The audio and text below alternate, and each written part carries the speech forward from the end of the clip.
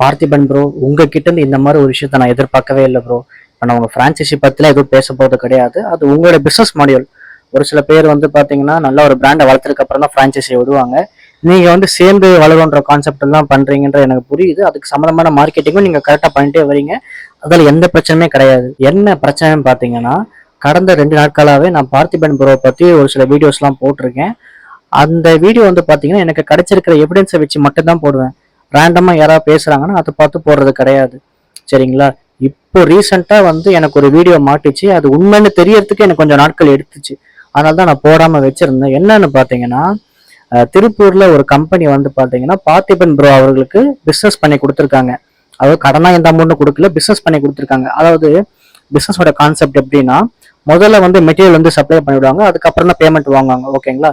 So Parthiban bro வந்து பாத்தீங்கன்னா இந்த கார்மெண்ட்ஸ் கம்பெனி எல்லாம் வச்சிருக்கிறதுனால துணி வந்து சப்ளை பண்ணியிருக்காங்க போல. அதாவது ஃபேப்ரிக் அந்த மாதிரி விஷயங்களும் சப்ளை பண்ணியிருக்காங்க போல.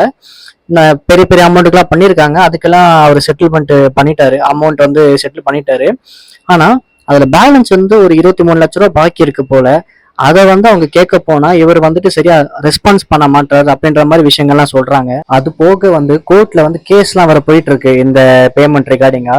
இப்போ பிசினஸை பொறுத்த வரைக்கும் ஒருத்தர்கிட்ட பேமெண்ட் இல்லைன்னா பரவாயில்ல, அது பிரச்சனை கிடையாது. ஆனா பேமெண்ட் வச்சுக்கிட்டே கொடுக்காததெல்லாம் வந்து ரொம்ப பெரிய தப்பு ப்ரோ. சீரியஸா நான் சொல்றேன். இப்போ நீங்க வந்து ஸ்கேம் பண்றீங்க அந்த மாதிரிலாம் சொல்லல ப்ரோ. நீங்க பேமெண்ட் வச்சிருக்கீங்க, அதை செட்டில் பண்ணிடலாமே ப்ரோ. உங்க கையில பேமெண்ட் இருக்கிறது நாங்க ஒன்றும் கண்டுபிடிக்கல ப்ரோ. நீங்களே தான் ப்ரோ உங்களோட வீடியோஸ்ல காட்டுறீங்க.